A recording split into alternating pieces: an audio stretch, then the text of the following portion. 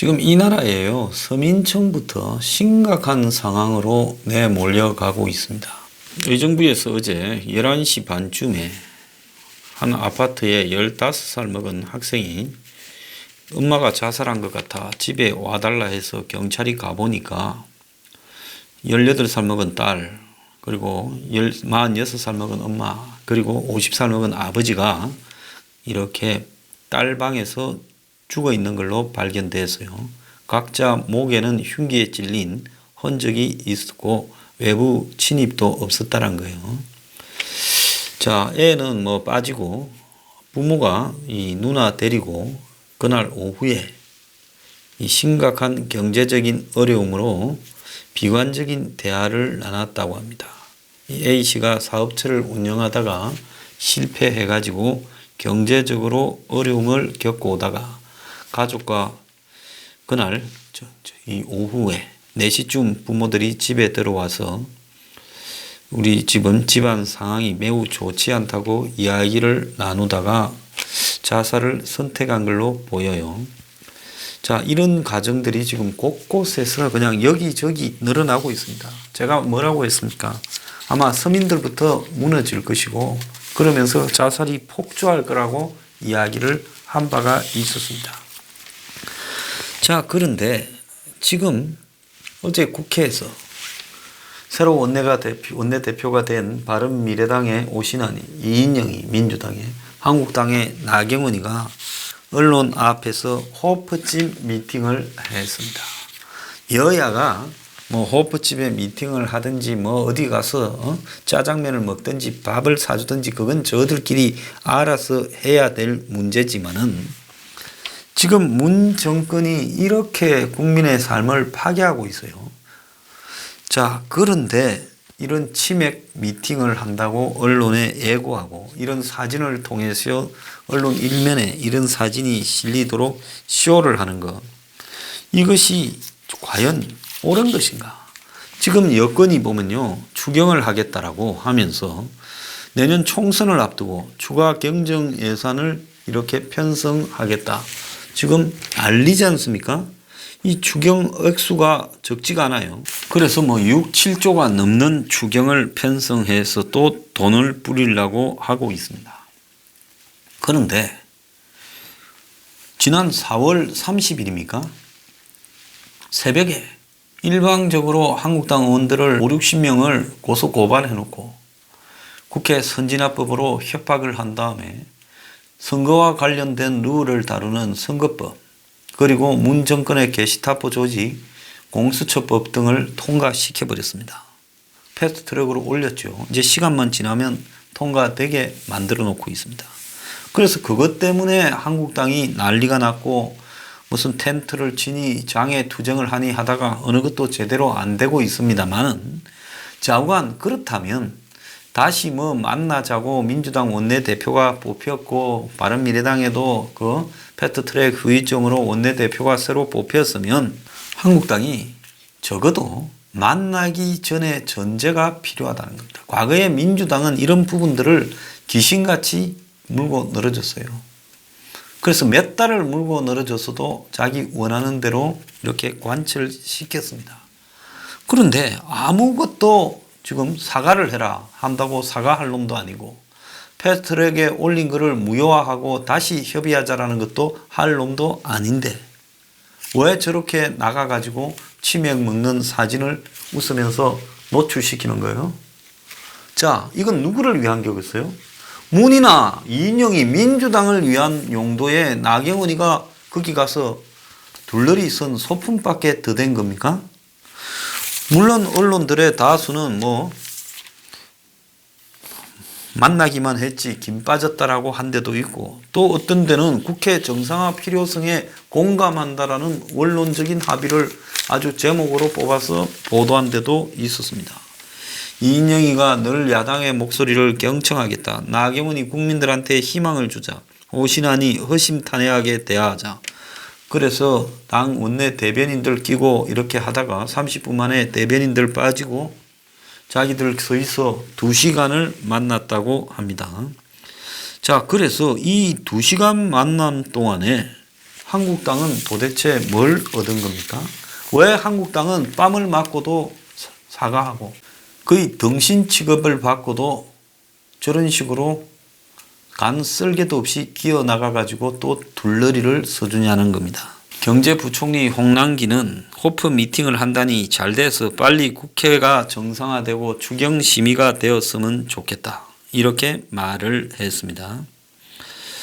자, 정말로 이해하지 못하는 일이 벌어졌어요. 비공개 대화는 맥주집 가장 안쪽 자리에 칸막이를 이렇게 세우고 은밀하게 보좌진도 접근하지 못하게 하고 자기들끼리 이야기를 했다고 합니다. 생맥주에 감자 크로켓, 소시지, 치킨을 곁들여서 3명이서 9시 40분까지 이야기를 했는데요.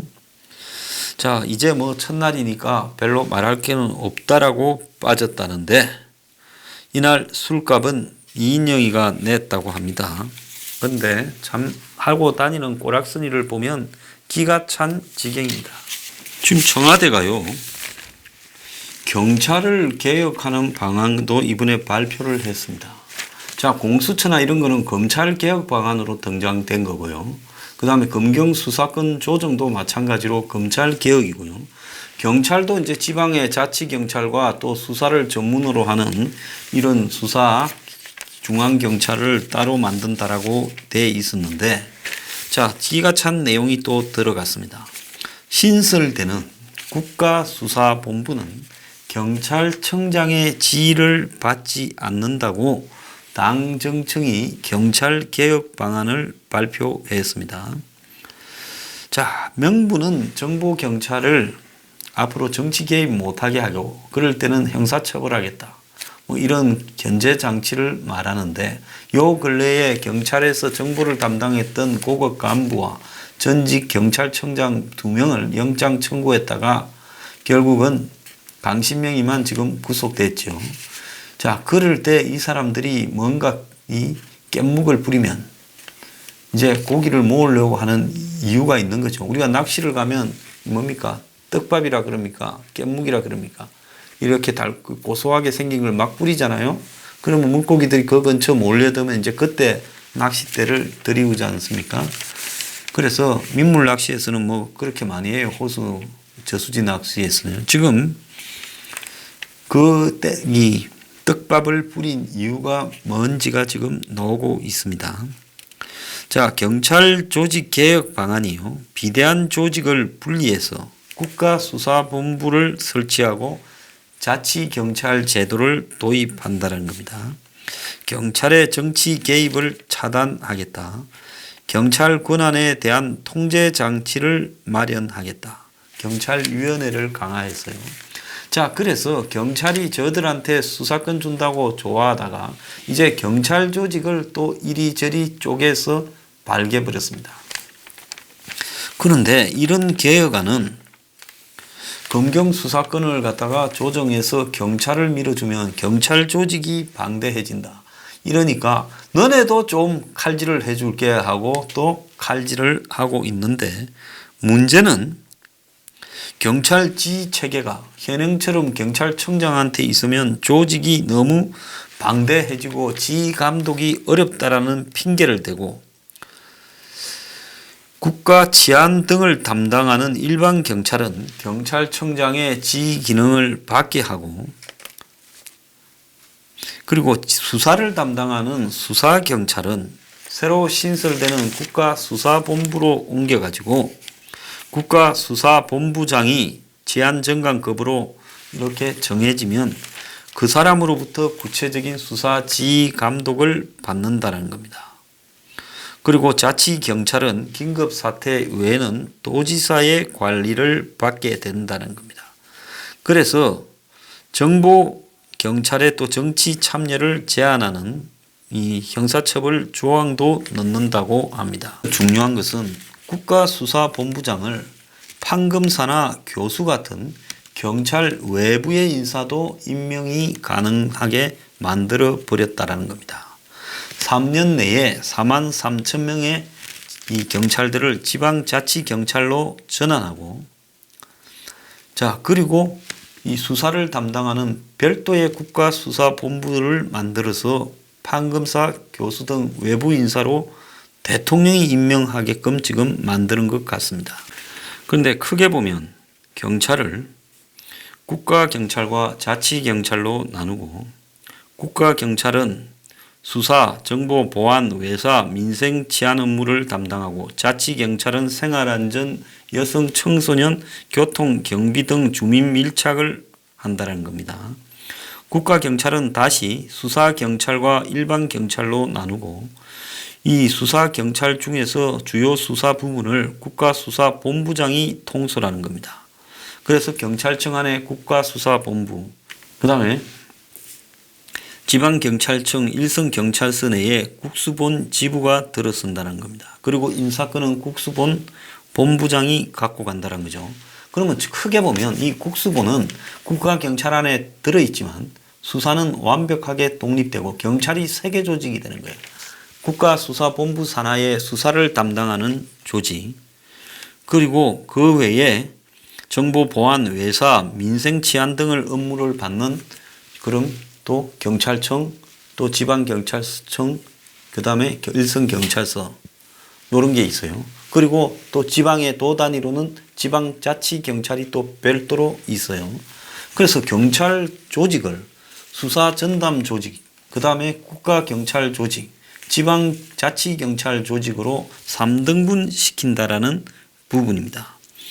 그러면서 이제 여기서 중요한 것은 경찰청장, 지방청장, 경찰서장 등이 국수본의 구체적인 수사 지휘를 할 수 없다라고 이야기를 하고, 그래서 구체적인 지휘라는 것은 수사 대상이나 범위 설정 등을 포함해 체포 구속에 등에 따르는 강제 수사 여부, 법 적용, 송치 의견 등이 해당되는데, 일반 국민이 흔히 경찰서에 가서 조사를 받고 고소 고발해서 이런 내용은 완전히 그냥 경찰 조직에서 떼서 국수본에 두겠다라는 겁니다. 그런데 여기서 이제 제일 중요한 게 나옵니다. 대통령이 임명하는 국수본 본부장은 임기 3년의 개방형 직위로 하고, 경찰이 아닌 외부 인사도 임명될 수 있게 하고, 그래서 경찰 외에도 판검사나 경찰학 교수, 변호사도 국가수사본부장이 되도록 열어놨다는 겁니다. 그리고 경찰 조직을 2022년 문재인 임기까지 43,000명을 지방자치경찰로 보낸다는 거예요. 자, 당청이 내놓은 이런 개혁안에 대해 지금 검찰 주변에서 또 우려가 나오고 있습니다. 뭐란가 하면, 이 안대로라면 국수본 본부장의 인사권을 가진 청와대가 하명 사건을 내려보낼 우려도 있고, 청와대의 경찰의 주요 수사가 그대로 따라갈 수밖에 없다. 그러니까 판검사에 대한 수사, 경찰 고위청에 대한 수사는 이 공수처에, 또 모든 주요 수사에 관한 권한은 청와대가 지휘하는 국수본에서, 그래서 기존의 검찰과 경찰 조직은 자기들 목을 쥐고 있거나 주요 수사에 대한 1차 초동 조치 부분들을 다 청와대가 임명하는 사람에 의해 통제받게 되어 있다는 겁니다. 자, 결국은 청와대를 위해서 지금 이렇게 자신들의 입맛에 맞는 조직 해체를 하고 있어요. 자, 그러면 일선경찰서에서 한번 봅시다. 경찰서장이 수사도 하지 못하는 식물 인간이 되는 건데, 누가 경찰 조직에서 지휘나 보고를 하겠습니까?